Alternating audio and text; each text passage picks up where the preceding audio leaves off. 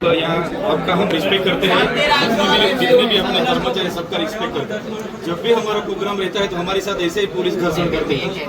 हमने इतना आंदोलन किया, कभी भी सरकारी प्रॉपर्टी, किसी की खानगी प्रॉपर्टी को हमको जरा भी नुकसान नहीं किया। आज भी जैसे आए पुलिस ने पूरा दरवाजा खींच लिया, हमको अंदर खींच के धक्का मुक्की करके, ये क्या होता है? ऐसा थोड़ी नहीं। कलेक्टर ऑफिस प्रजा की है, ये कोई पेटी की थोड़ी ना है। कलेक्टर ऑफिस में अगर आपने 5 से ज्यादा लोगों को आना है, मैं एमएलए हूँ सर, मुझे भी पता है, लेकिन आपकी पुलिस जानबूझकर धक्का मुक्की, मेरे खुद से धक्का मुक्की हुई ना। पूछो ना, ये चौधरी साहब थे। 5-6 लोग आएंगे वो बताओ। तो ये मैं आपसे क्लियर करना चाहता हूँ। हर बार किसी भी मैटर पे आते हैं तो पुलिस को सामने रख दिया जाता है, ये बिल्कुल नहीं चलेगा। कौन 5-6 लोग खास क्या मुद्दे आज आया था ने શું પછી રજૂઆત બાદ કઈ મીટિંગમાં શું નિર્ણય લેવાયો? નર્મદા જિલ્લામાં એક બાજુ આધાર સેવા કેન્દ્રના સર્વર ઠપ છે, કેન્દ્ર બંધ છે, એક બાજુ આયુષ્માન કાર્ડ હોય, રેશન કાર્ડ કઢાવવા માટેના સર્વરો બંધ છે, ઓફિસો બંધ છે।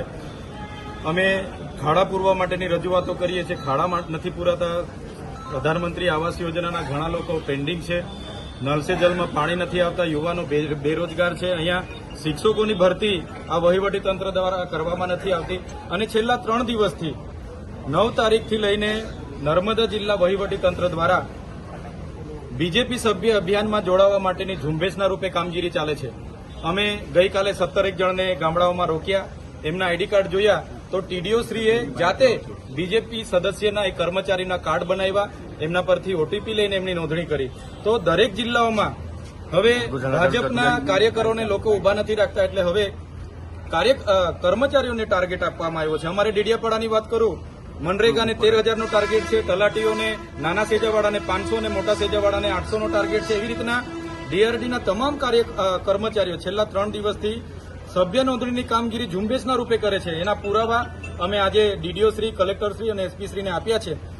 જો આ લોકો પર કાર્યવાહી નહીં કરવામાં આવશે તો આવનાર દિવસોમાં મોટું આંદોલન થશે। પ્રશ્ન અહીંયા એ ઉપસ્થિત થાય છે, શું નર્મદા જિલ્લા વહીવટી તંત્રનો પગાર શું ભાજપની કમલમ ઓફિસોમાંથી આવે છે? તો કેમ આ ઝુંબેશના રૂપે આટલા બધા કર્મચારીઓ ગામડાઓમાં સભ્ય નોંધણી માટે નીકળી પડ્યા છે? તો એની રજૂઆત માટે આજે અમે આવ્યા હતા। દિન 5માં જે પણ કર્મચારી ઉપર કાર્ડ બન્યા છે, જે પણ કર્મચારી આ ઝુંબેશ ચલાવી છે, એમને પર કાર્યવાહી કરવાની કલેક્ટરશ્રીએ અમને બાહેધરી આપી છે, ડીડીઓશ્રીએ પણ બાહેધરી આપી છે। જો કાર્યવાહી નહીં થશે તો દિન 5 પછી હજારોની સંખ્યામાં અમે ફરી અહીંયા આવીશું અને ઉગ્ર આંદોલન અમારું આગળ ચાલુ અધિકારી નામ શું કયા અધિકારીઓ? ટીડીઓશ્રીએ સોમવારે 9 તારીખે મિટિંગો લીધી, ડેડિયાપાડા, સાગબારા તમામ ટીડીઓએ, અને એમણે કીધું કે ડીડીઓશ્રીની સૂચના છે। અમે પોતે પૂછ્યું, ડીડીઓશ્રીની સૂચના છે અને ટાર્ગેટો આપ્યા, લક્ષ્યાંક આપ્યો અને ઝુંબેશના રૂપે કામગીરી ચાલે છે। આજે પણ બધા કર્મચારીઓ ગામડામાં છે, તો સરકારી કર્મચારીઓને આટલા બધા પ્રશ્નો છે તે દેખાતા નથી અને બીજેપીના સભ્ય નોંધણીમાં બધા ફરે છે। એટલા માટે અમે આજે હજારોની સંખ્યામાં અહીંયા રજૂઆત કરવા માટે આવ્યા છે। જો અમને અટકાવવામાં નહીં આવે, એમના પર કાયદેસરની કાર્યવાહી કરવામાં નહીં આવશે તો 5 દિવસ પછી ફરી અમારું મોટું આંદોલન અહીંયા થશે।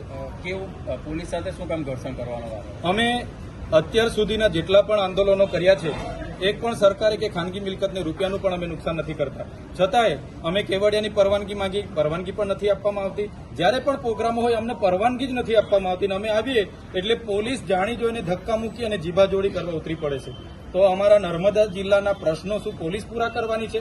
પોલીસને અમે કીધું, તમે જે 2 નંબરના દંડ ઉઘરાવો છો મજૂરિયા લોકો પર, એ બંધ થવું જોઈએ।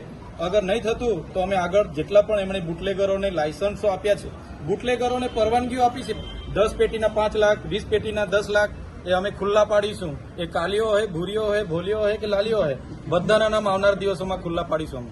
તમે કહી રહ્યા છો કે નર્મદા જિલ્લામાં ખુલ્લેઆમ દારૂ વેચાય છે? બિલકુલ દારૂબંધીનો અમલવારી બિલકુલ નથી થતી। કેટલી વાર અમારે ધારણા પર બેઠવું પડ્યું દારૂના માટે। અહીંયા આઈજી સાહેબનું ઇન્સ્પેક્શન હતું, ત્યાં પણ અમે કીધું, છતાં પણ કોઈ નિરાકરણ નથી। એટલે પોલીસને અમારી વિનંતી છે કે પોલીસ હોય કે તલાટીથી લઈને કલેક્ટર કે અમારા જેવા ધારાસભ્ય, આપણે બધા પ્રજાના નોકર છે, પ્રજાના પરસેવાના ટેક્સના પૈસે આપણને પગાર મળે છે। આપણે ક્યારેય પ્રજા પર માલિક નહીં બનવાનું, બધા સાહેબગીરી કરવા લાગેલા છે। એટલા માટે જ આજે અમારે ઉગ્ર સ્વરૂપે રજૂઆત કરવી પડી છે। આ બાબતની એસપીને રજૂઆત કરવામાં આવી છે આજે? આ બાબતની આજે એસપી સાહેબ સાથે રજૂઆત કરી છે। આવનાર દિવસોમાં કેટલા ચેકપોસ્ટો આરટીઓ દ્વારા અને પોલીસ દ્વારા ઉભા કરવામાં આવ્યા છે, એની પણ અમે તપાસ કરીશું અને કેટલો દંડ છેલ્લા છેલ્લા વર્ષમાં આજની સ્થિતિએ કેટલો દંડ એમણે ઉઘરાવ્યો છે, કયા પ્રકારના વાહનો પર એ પણ અમે માહિતી માંગીશું. આજે કાચ તૂટી ગયો છે, ધક્કામધક્કીનું કંઈ નુકસાન પહોંચ્યું છે એટલે આ બધું શું કહેશો? હવે કાચનું મને બહુ આઈડિયા નથી, પણ ગેટ બંધ હતો એટલે ગેટો બી કૂદીને ગેટો ખોલાવીને અમે અંદર ગયા છે. કયા અધિકારીઓ ભાજપના સભ્ય બનાવવા માટે TDO મહત્વની ભૂમિકા ભજવે છે અને નામ શું છે? નામ શું? આપણે ડેડિયાપાડાના ટીડીઓ, મારે ત્યાં ગઈકાલે કર્મચારીઓ આવ્યા, એમને પૂછ્યું, એમના કાર્ડ પણ મેં લીધા. તો ડેડિયાપાડાના ટીડીઓ જગદીશ સોની અને તમામ ટીડીઓની સૂચના છે અને ડીડીઓ સાહેબે કીધું છે. આવી રીતના બધા કર્મચારીઓના પણ કાર્ડ બન્યા છે અને આ જ કર્મચારીઓ ઝુંબેશના રૂપે હવે આ બધા કર્મચારીઓ છે એ ટીડીઓ જાતે કર્મચારીઓનું રજીસ્ટ્રેશન કર્યું અને કર્મચારીઓ પર ઓટીપી આવે છે માગીને કાર્ડ બનાવ્યા છે ટીડીઓ જાતે. આ તમામ હજુ ઘણા છે, આ બધા કર્મચારીઓ છે. તો શું કર્મચારીઓને પગાર ભાજપના કાર્યાલયમાંથી મળે છે? એટલા માટે જો આ કર્મચારીઓ પર કાયદેસરની કાર્યવાહી નહીં થશે, દિન 5 પછી આનાથી પણ મોટું આંદોલન અહીંયા કલેક્ટર કચેરી પર થશે. ઓકે.